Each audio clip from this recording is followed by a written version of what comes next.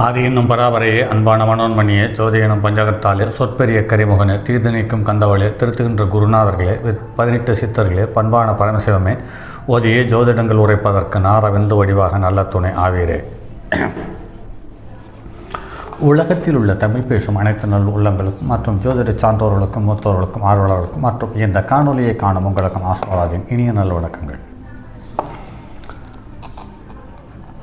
ஜோதிடம், ஆன்மீகம், வாழ்வியல், மருத்துவம் இந்த 4 தலைப்புகளில் தொடர் காணொளிகளாக கொடுத்து வருகிறோம்.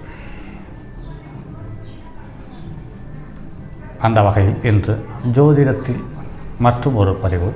இந்த பதிவு 5ஆம் இடத்துக்கு சுபக்கிரகத்தினுடைய தொடர்பும் 5ஆம் இடத்துக்குரிய கிரகம் சுபக்கிரகமாக இருக்கும் பட்சத்தில் 5ஆம் இடத்துக்குரிய கிரகம் மற்றும் சுபக்கிரகங்களுடைய தொடர்பு அந்த மனிதனுடைய மனம் எவ்வாறு இருக்கும் என்பது சார்ந்த ஒரு பதிவு. இந்த பதிவு இதிகாச காலங்களில் சொல்லப்பட்ட ஒரு கதைகளினுடைய ஒரு எடுத்துக்காட்டு கதையுடன் இந்த பதிவு. இன்றைய நவீன உலகில் மனிதன் ஒவ்வொரு துறையிலும் போட்டி போட்டுக்கொண்டு சாதனை செய்கிறான் என்பது ஒரு பெருமைக்குரிய விஷயம்தான். எவ்வளவு சாதனைகளை படைத்தாலும் மனிதனுக்கு நிம்மதியும் அமைதியும் அவசியம் தேவை. இதை உணர்ந்துதான் உலகில் உள்ள எல்லா மதங்களும் ஆன்மீகங்களும் மனித குலத்திற்கு அன்பையையும் கருணையையும் போதித்தன. ஆனால் மனிதநேயம் நிரம்பியவனாக அமைதியாக வாழ்ந்தான். இன்றோ போட்டிகள் நிறைந்த உலகமாக மாறிவிட்டது. ஆரம்ப கல்வி முதல் ஆராய்ச்சி கல்வி வரை மற்றவரை தோற்கடித்து வெற்றி காண்பது, எப்படி தோற்கடித்து வெற்றி காண்பது என்ற போட்டி கல்வியும் போட்டி தேர்வுமே ஒருவருக்கு கற்றுத்தரப்படுகிறது. இந்த கல்வியில் பொறுமை, சகிப்புத்தன்மை, விட்டு கொடுக்கும் மனப்பான்மை, அன்பு, கருணை, இரக்கம், நீதி போன்ற மனிதாபிமான தன்மைகள் கிடைப்பதில்லை. ஒருவர் போட்டித் தேர்வில் போராடி வெற்றி பெற்று விடுவதால் தான் அதி புத்திசாலி என்ற தன் முனைப்பு இருக்குமே என்ற எண்ணமே மேலோங்கி இருக்கிறதே. தான் தவறு செய்தாலும் அது தவறில்லை என்று வாதாடும் பேச்சு திறமையும் உருவாகியிருக்கிறது. ஆனால் இன்றோ அன்பையும் கருணையும் குறைந்து போட்டியும் பகைமையாகவுமே காணப்படுகிறது. ஒரு காலத்தில் நம் தெய்வங்கள் தவறுகள் செய்யும் பட்சத்தில் அது உங்களை கெடுத்துவிடும் என்று மிரட்டி தெய்வங்களை கும்பிட வைத்த நம் முன்னோர்கள் எங்கே என்று நீங்கள் தவறு செய்து விட்டீர்களா? இறைவனிடம் மன்னிப்பு கோருங்கள். அந்த தவறுக்கு இறைவன் மன்னிப்பை தருவான் என்று சொல்லக்கூடிய ஒரு மதம் இந்தியாவில் எப்போது வந்ததே, அதாவது 1913-14 வருடம் அதற்கு பிறகு வந்த கிறிஸ்டியன் மதம் இவ்வளவு மோசமான ஒரு மனிதனை தவறான பாதையில் இழுத்து கொண்டு போய்கொண்டிருக்கிறது. இந்த நற்பண்புகளை மனிதர்களிடையே பரவச் செய்வது தான் நம் இதிகாசங்களும் புராணங்களிலும் இடையிடையே நிறைய நீதி கதைகள் சொல்லப்பட்டதுண்டு. அந்த வகையில் ராமாயண காவியத்தில் ஒரு சிறு குறிப்பு. புராண பெண் பாத்திரங்களில் சுவாரஸ்யம் மிகுந்தவள் அகலிகை. இந்த பத்தினி பெண்ணாக பலரும், கற்பை இழந்ததால் சபிக்கப்பட்ட ராமனால் சாப விமோசனம் அடைந்தவளாக பலரும் இருவேறு கோணங்களில் பேசுவார்கள். இந்த அகலிகையை அடைய இந்திரன் ஆசைப்பட்டு தோற்றுவிடுகிறார். இவளோ கௌதம முனிவருக்கு மனைவியாகிறாள். இதன் பின் அகலிகையை தன் அடைய தக்க தருணத்தை எதிர்பார்த்து காத்திருக்கிறான் இந்திரன். வழக்கமாக விடியற்காலை சேவல் கூறும் போது கௌதம முனிவர் நீராட தடாகத்துக்கு செல்வார். அந்த பழக்கத்தை அவர் காலங்காலமாக கொண்டிருந்தார். அந்த வகையில் திட்டமிட்ட இந்திரன் ஒரு நாள் இரவில் சேவலாக உருவகொண்டு விடுவதற்கு முன்னாலேயே ஒரு சாமத்திற்கு முன்பே கூவி விடுகிறார். கௌதமரோ விடியும் நேரம் என கருதி சந்தியாவந்தனத்திற்கு வெளியில் சென்று விடுகிறார். இந்த இடைவெளியை பயன்படுத்தி இந்திரன் குடிலுக்குள் சென்று அகல்யாவை கெடுத்து விடுகிறார். அதற்குள் சந்தேகப்பட்டு திரும்பி வந்த கௌதமர் இருவரையும் ஒன்றாக கண்டு கோபம் கண்டு அகல்யாவை கல்லாக போகும்படி சபித்து விடுகிறார்.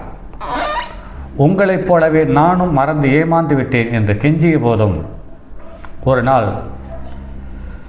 ராமன் பாரம்பட்டு திரும்ப பெண்ணாக மாறுவா என்று சாப விமோசனத்துக்கான வழியையும் சொல்லி பிரிந்து சென்று விடுகிறார். அதன்படி ராமர் விஸ்வாமித்திரருடன் மிதிலிக்கு செல்லும் வழியில் ராமன் கால்பட்டு அகலிகை பெண்ணாக மாறுகிறாள். அதன்பின் கௌதமரை அழைத்து அகலிகையை மனைவியாக ஏற்றுக்கொள்ளும்படி தேவர்கள் கூறுகிறார்கள். ஆனால் முனிவரோ இது உண்மைக்கும் போலிக்கும் வித்தியாசம் தெரியாமல் ஏமாந்தவள் தானே, இவளை எப்படி ஏற்க முடியும் என்று மறுக்கிறார். அப்போது ராமன் முக்காலமும் உணரும் மாமுனிவர் நீங்கள், உங்களுக்கு உண்மை சேவலது போலி சேவல் என்று தெரியாமல் பகுத்து பார்க்க இயலவில்லை. அவளோ ஒன்றும் அறியாதவள். அப்படி பார்க்கும் பொழுது அறிவாற்றல் அவளுக்கில்லை.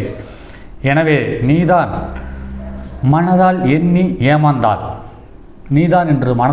ஏமாந்தால் மன்னித்து ஏற்றுக்கொள்ள இந்த உலகில் தவறே செய்யாதவர்கள் யாரும் இல்லை. மன்னித்து ஏற்றுக்கொள்வதே மகத்தான பண்பு என்று கூறியதும் கௌதமர் அகலிகையை ஏற்றுக்கொண்டு குடிலுக்கு திரும்புகிறார். இந்த கதையின் மூலமாக தவறு செய்யாதவர்கள் யாரும் கிடையாது, தவறை உணர்ந்து வருந்தும் பொழுது மன்னிப்பதே மேல் என்ற நீதியையும் தன் பக்கம் உள்ள தவறையும் உணர்ந்து கொள்ள வேண்டும் என்ற நீதியையும் மக்களுக்கு எடுத்துச் சொல்லப்பட்டிருக்கிறது. இப்படிப்பட்ட நீதி கதைகள் மாணவர்களுக்கு புகட்டத்தான் நீதி போதனை வகுப்பு என்ற ஒன்று இருந்தது என்று அது வகுப்பு இருந்த இடமே தெரியாமல் போய்விட்டது.